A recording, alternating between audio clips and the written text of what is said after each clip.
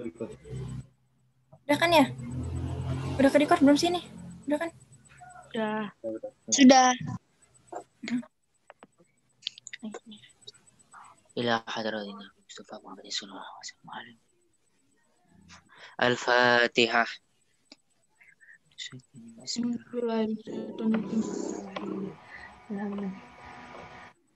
Amin. Amin.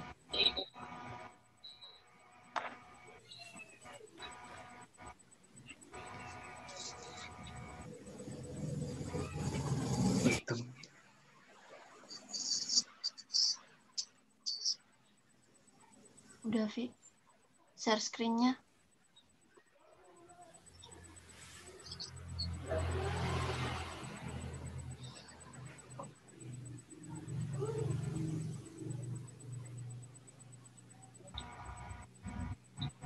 Din. Ah.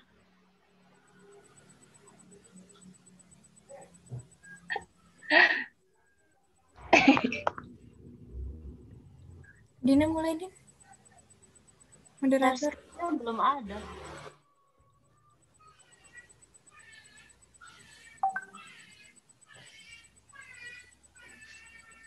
PPT-nya, Vi. Udah. Heeh.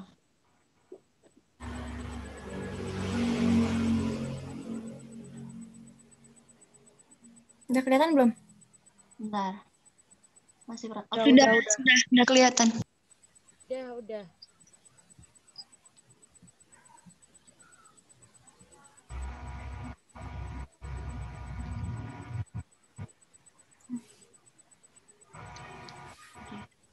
Oke ya, ini langsung aku mulai aja ya.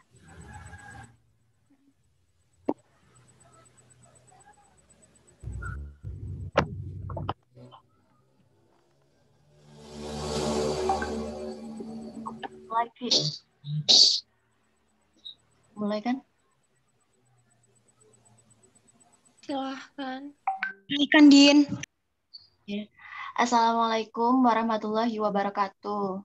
Waalaikumsalam warahmatullahi wabarakatuh. Jadi kami dari kelompok 2 akan mempresentasikan hasil kerja kelompok kami yang bertemakan pengertian Pancasila dan perkembangannya. Untuk yang pertama ada aku Adina Ayu Harwinda. Saya Alfi Husna Safitri. Saya Mahabatul Afiko. Oke, langsung next. Oke, jadi di sini kita bakal bahas yang pertama pengertian Pancasila, yang kedua sejarah istilah Pancasila, yang ketiga Pancasila menurut para ahli, dan yang keempat perumusan dan pengesahan Pancasila. Next.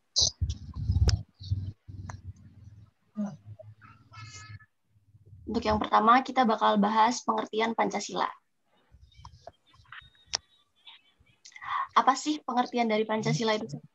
Nah, Pancasila ini adalah landasan dari segala keputusan bangsa dan menjadi ideologi tetap bangsa serta mencerminkan kepribadian bangsa. Dalam hal ini, Pancasila dipergunakan sebagai dasar mengatur pemerintahan negara. Pancasila ini juga merupakan kesepakatan bersama bangsa Indonesia yang mementingkan semua komponen dari Sabang sampai Merauke. Next. Secara etimologis, kata Pancasila ini yang dimaksudkan adalah istilah Pancasila dengan vokal I pendek yang memiliki makna leksikal berbatu segi 5 atau secara harfiah dasar yang memiliki 5 unsur. Nah, adapun istilahnya Pancasila ini dengan huruf Dewanagari I bermakna 5 aturan tingkah laku yang penting. Next. Yang kedua kita bakal bahas sejarah istilah Pancasila. Next. Bagaimana sih sejarah istilah Pancasila itu? Nah, menurut kitab Sutasoma karangan Empu Tantular, balik. Pancasila berarti berbatu sendi yang 5 atau pelaksanaan kesusilaan yang 5. Istilah Pancasila ini sendiri telah dikenal sejak zaman Kerajaan Sriwijaya dan Majapahit, di mana sila-sila yang terdapat dalam Pancasila itu sudah diterapkan dalam kehidupan masyarakat maupun kerajaan, meskipun sila-sila tersebut belum dirumuskan secara konkret. Yang ketiga, kita bakal bahas pengertian Pancasila menurut para ahli. Next. Menurut I.R. Soekarno, Pancasila adalah isi dalam jiwa bangsa Indonesia yang turun-temurun lamanya terpendam bisu oleh kebudayaan Barat. Menurut Muhammad Yamin, Pancasila berasal dari kata panca yang berarti 5, dan sila yang berarti sendi, asas, dasar, atau pengaturan tingkah laku yang penting dan baik. Menurut Notonegoro, Pancasila adalah dasar falsafah negara Indonesia. Next. Oke. Pada tanggal 17 Agustus 1945, Indonesia memproklamirkan kemerdekaannya, dan kemudian pada tanggal 18 Agustus 1945 disahkannya Undang-Undang Dasar 1945. Termasuk pembukaan UUD 1945, di mana di dalamnya termuat isi rumusan 5 prinsip sebagai satu dasar negara yang diberi nama Pancasila. Next. Untuk selanjutnya akan dilanjutkan oleh rekan saya, Alfi Husna. Baik, saya akan melanjutkan penjelasan mengenai perumusan dan pengesahan Pancasila.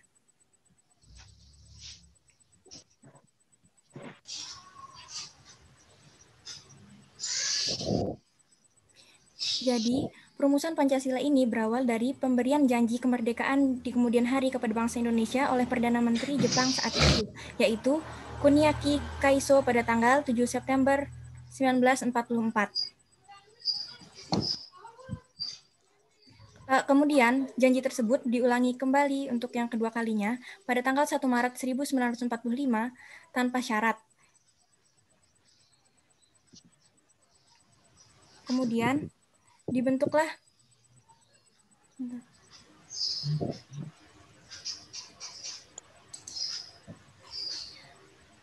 BPUPKI oleh Gun Seikan, dan Gun Seikan sendiri adalah kepala pemerintahan bala tentara Jepang yang berada di Jawa.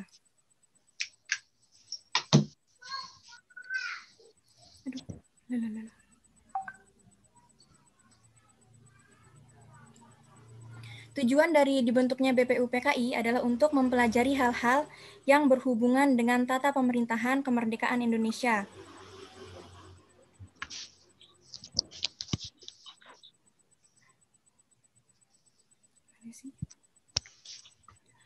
Lalu susunan pengurus dan jumlah pengurus BPUPKI sebagai berikut. Ketuanya adalah Dr. Andes Rajiman Widyodiningrat, Ketua Muda Raden Panji Sueroso, Ketua Muda Ichibang, anggota luar biasa yang merupakan salah satu orang Jepang.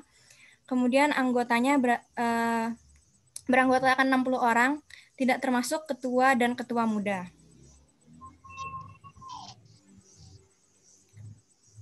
Ulasan perumusan dasar negara.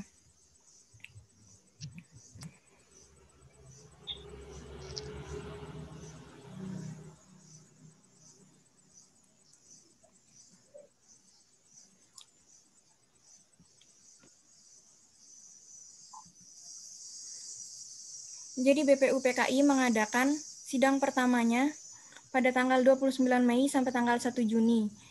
Dalam sidang pertamanya tersebut berisikan perumusan falsafah dasar negara bagi negara Indonesia selama 3 hari, yang terdapat 3 orang tokoh pahlawan yang menyumbangkan pemikiran mereka bagi dasar negara Indonesia, yaitu Muhammad Yamin, Supomo, dan juga Insinyur Soekarno. Usulan Muhammad Yamin adalah sebagai berikut: 1. Pri kebangsaan, 2. Pri kemanusiaan, 3. Pri ketuhanan, 4. Pri kerakyatan, dan 5. Kesejahteraan rakyat. usulan Muhammad Yamin secara tertulis adalah 1. Ketuhanan yang Maha Esa, 2. Kebangsaan Persatuan Indonesia, 3. Rasa kemanusiaan yang adil dan beradab, 4. Kerakyatan yang dipimpin oleh hikmat kebijaksanaan dalam permusyawaratan perwakilan, 5. Keadilan sosial bagi seluruh rakyat Indonesia.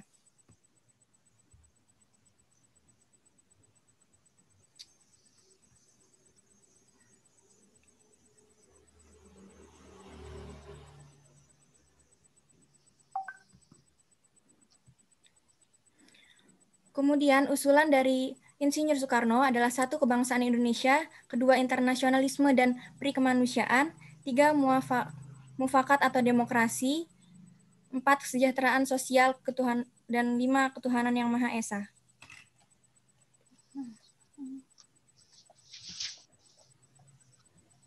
Kemudian usulan oleh Mr. Supomo adalah 1. Paham negara persatuan, 2. Perhubungan negara dan agama, 3. Sistem badan permusyawaratan, 4. Sosialisme negara, dan 5. Hubungan antar bangsa.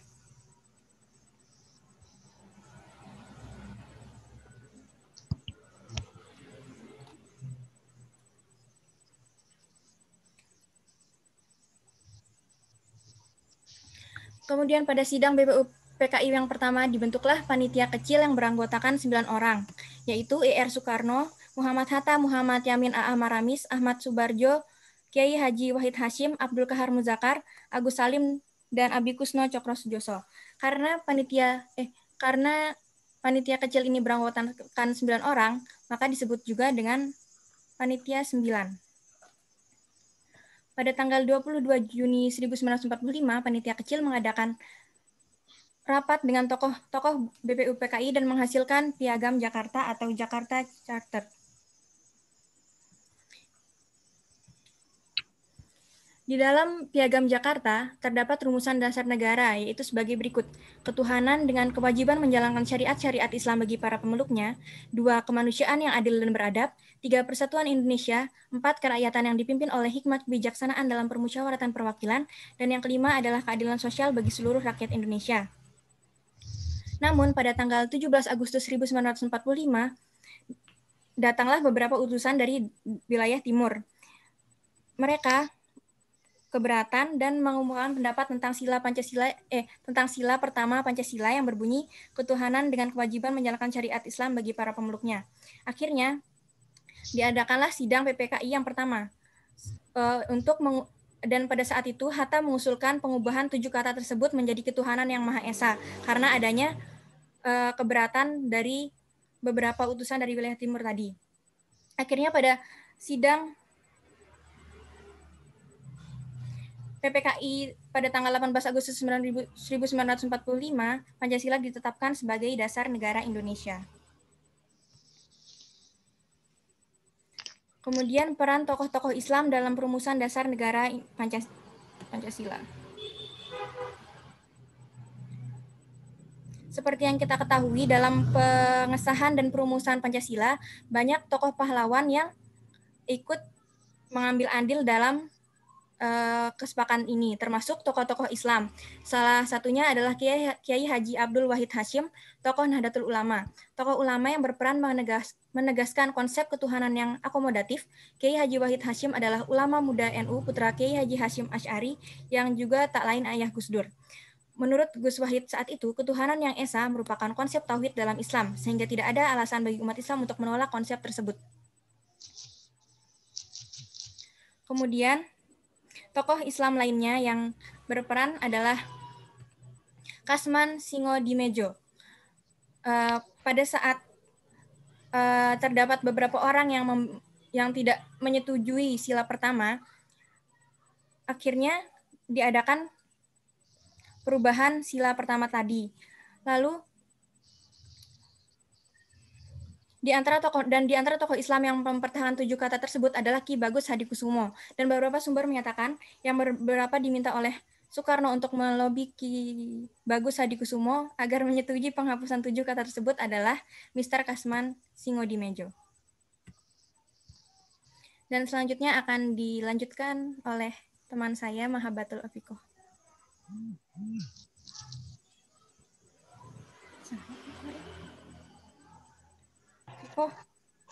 Ya, oke. Selanjutnya saya akan menjelaskan Pancasila pada masa Orde Lama. Pancasila, next.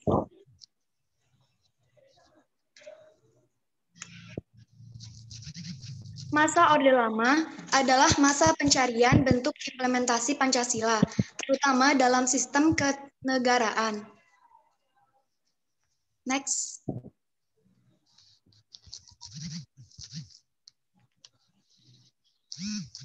Terdapat 3 periode implementasi Pancasila. Yang pertama, periode 1945 sampai 1950. Konstitusi yang digunakan adalah Pancasila dan Undang-Undang Dasar 1945 yang prudensial. Namun dalam praktek kenegaraan sistem prudensial tak dapat terwujudkan. Yang kedua, periode 1950 sampai 1959.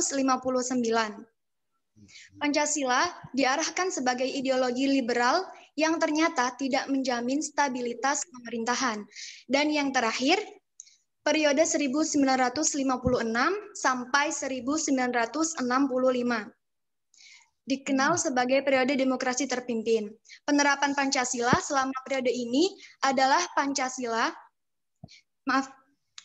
demokrasi bukan berada pada kekuasaan rakyat, sehingga yang memimpin adalah nilai-nilai Pancasila, tetapi berada pada kekuasaan pribadi Presiden Soekarno.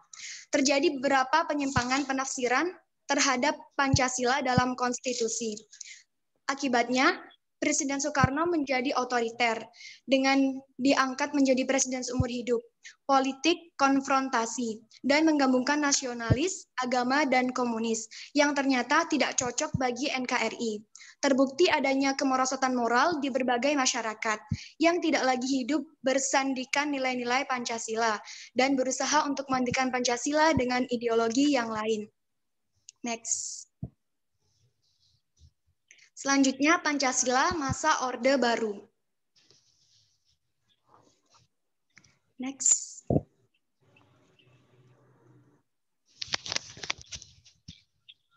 Orde Baru adalah sebutan bagi masa pemerintahan Presiden Soeharto di Indonesia.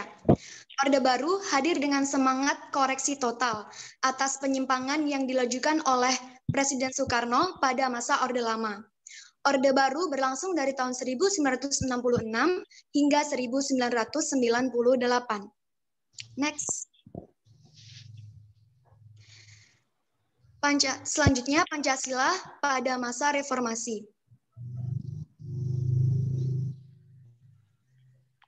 Pancasila sebagai sumber nilai memiliki sifat yang reformatif, artinya memiliki aspek pelaksanaan yang senantiasa mampu menyesuaikan dengan dinamika aspirasi rakyat.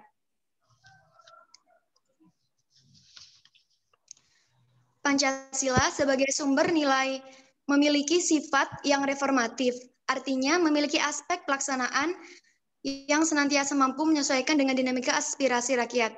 Di era reformasi ini, Pancasila seakan tidak memiliki kekuatan mempengaruhi dan menuntun masyarakat. Pancasila tidak lagi populer seperti pada masa lalu. Elit politik dan masyarakat terkesan merasa bodoh dalam melakukan implementasi nilai-nilai Pancasila dalam kehidupan berbangsa. Sebab utamanya sudah umum kita ketahui, karena rezim Orde Lama dan Orde Baru menempatkan Pancasila sebagai alat kekuasaan yang otoriter.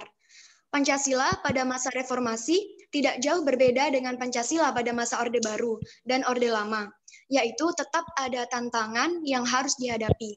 Tantangan ini adalah KKN, yang merupakan masalah yang sangat berat dan sulit untuk dituntaskan. Selain KKN, globalisasi menjadi racun bagi bangsa Indonesia, karena semakin lama ideologi Pancasila tergerus dengan ideologi liberal dan kapitalis. Ditambah lagi dengan tantangan pada masa ini bersifat terbuka, lebih bebas dan nyata. Sekian, terima kasih.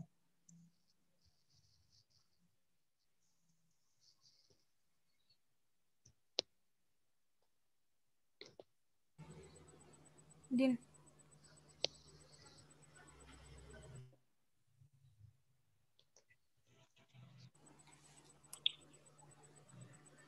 Itu tadi hasil kerja dari kelompok kami. Apakah ada yang mau ditanyakan?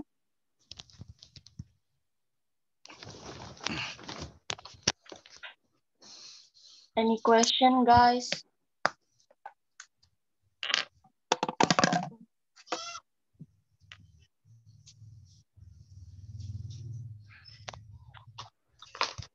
Boleh bertanya nggak?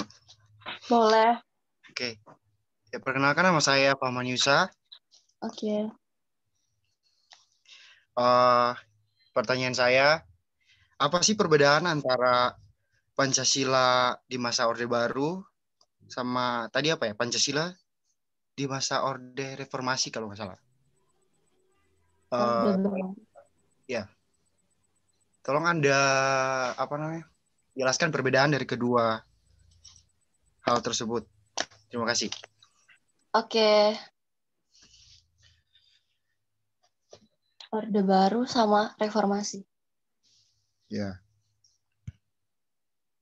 Apakah ada pertanyaan lagi? Biar ditampung dulu semua pertanyaannya. Hah, Yang maksudnya lain, kayak mungkin ada yang ingin apakah ditanyakan. ada yang tanya lagi, guys?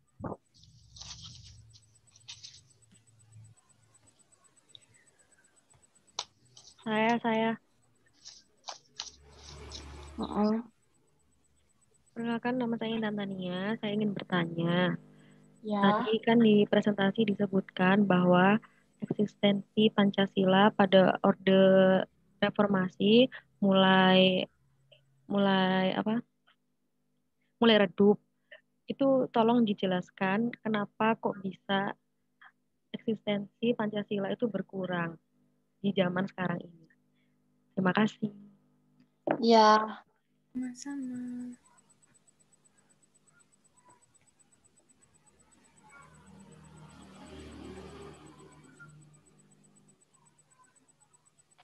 Ada pertanyaan lagi? Kurang satu ya? 3 pertanyaan kan? Saya. Oke. Pertanyaan saya, bagaimana reaksi rakyat saat konsep Pancasila itu diganti? Ya. Gimana? Bisa diulangin? Sorry, nggak dengar. Bagaimana reaksi rakyat saat konsep Pancasila itu diganti?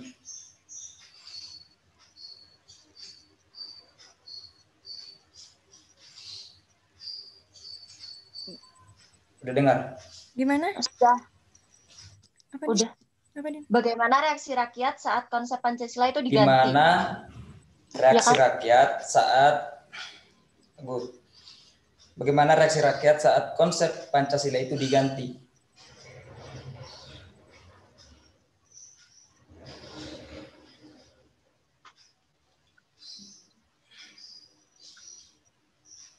Oh.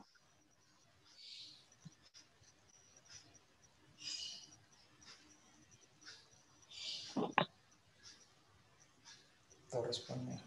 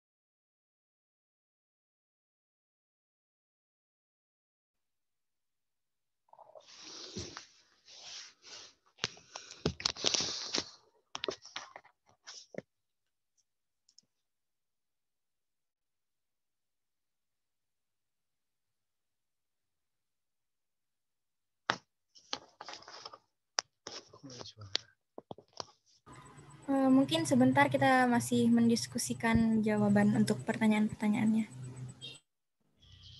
Oke, sip.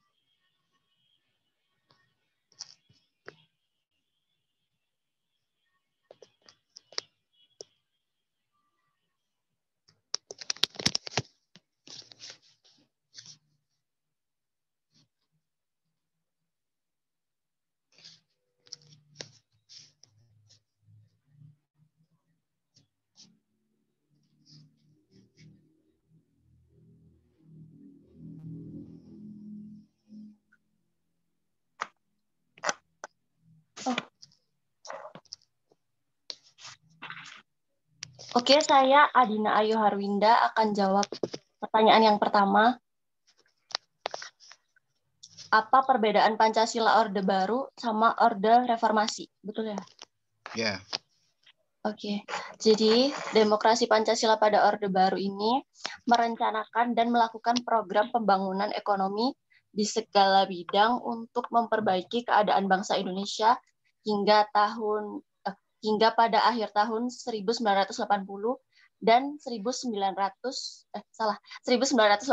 dan 1990 pembangunan ekonomi berubah menjadi sistem mercusuar dan panglima. Nah, sedangkan di era reformasi ini, kebebasan masyarakat dalam menggunakan haknya menjadi lebih terbuka dan luas. Jadi, masyarakat semakin kritis dalam melakukan pengawasan terhadap pemerintah. Jadi, yang paling baik dan stabil itu adalah era reformasi. Gitu. Oke. Terima kasih atas pertanyaannya. Untuk yang kedua,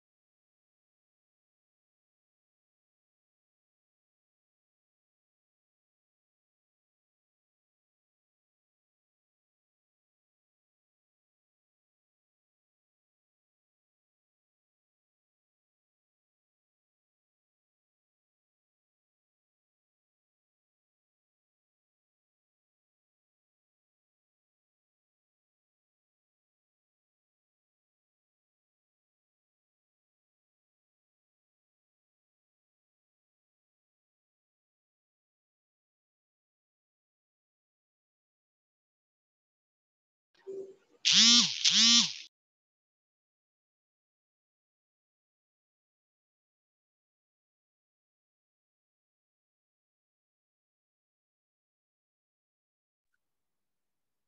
aku bakal jawab yang nomor 3 dulu ya. Pertanyaan yang ketiga, bagaimana reaksi rakyat saat konsep Pancasila itu diganti?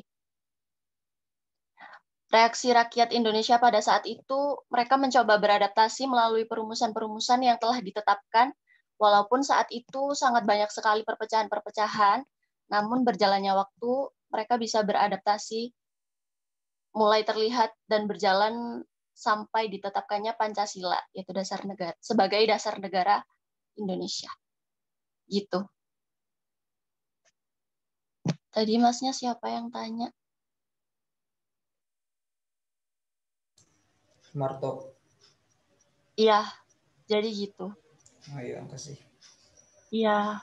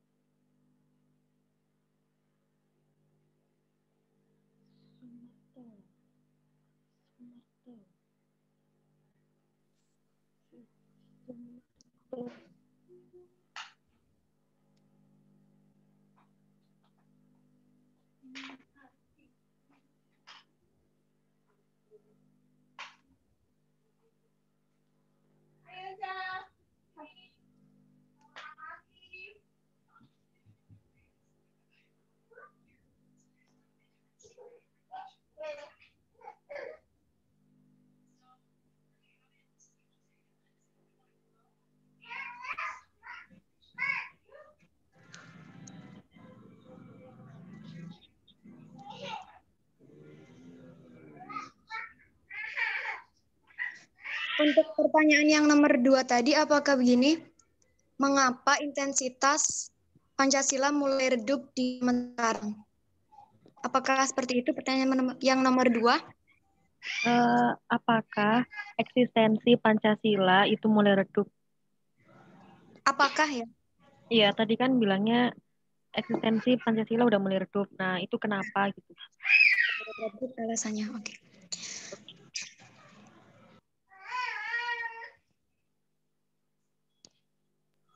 Baik, saya akan menjawab pertanyaan yang nomor 2.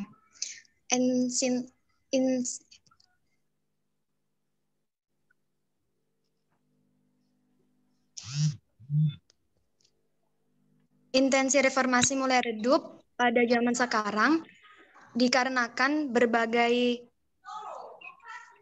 faktor dan tantangan. Yang pertama, pemahaman Pancasila. Saat ini, masyarakat mengalami penurunan intensitas pembelajaran Pancasila dan juga kurangnya efektivitas dan daya tarik pembelajaran Pancasila.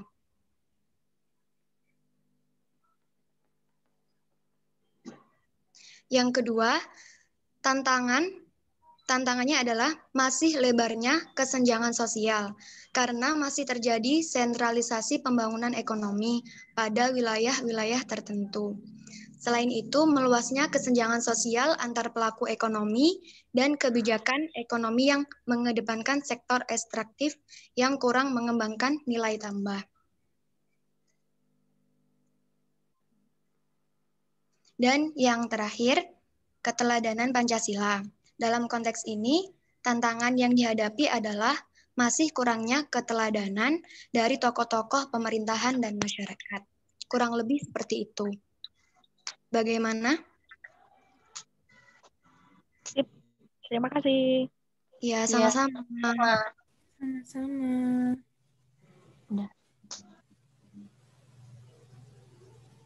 Sekian presentasi dari kelompok kami, kurang lebihnya mohon maaf. Wassalamualaikum warahmatullahi wabarakatuh. Waalaikumsalam. Warahmatullahi wabarakatuh. Tuh. Langsung ditutup. Baca doa dulu. Atau gimana? Saya masuk dulu, Mbak.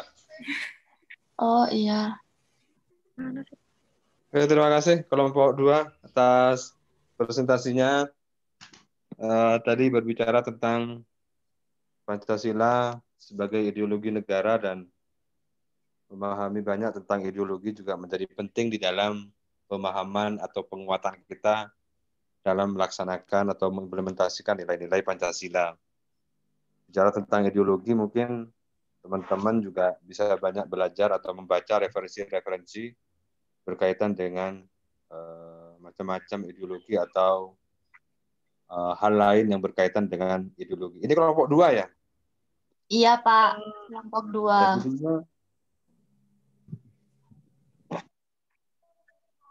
Judul paparannya apa tadi?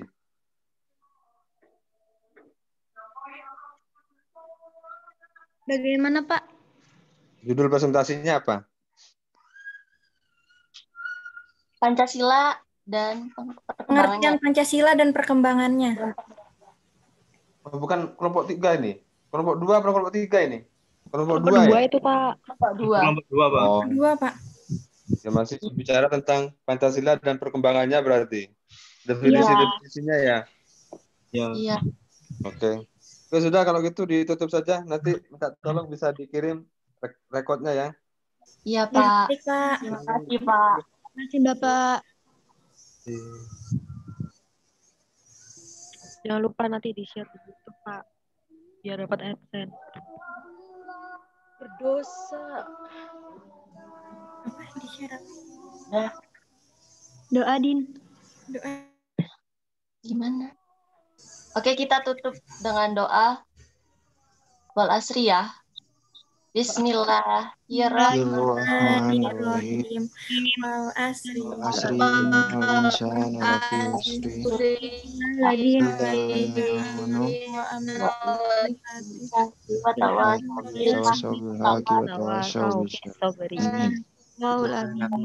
lafi Subhanakallahumma wa bihamdika asyhadu an la ilaha illa anta astaghfiruka wa atubu ilaik.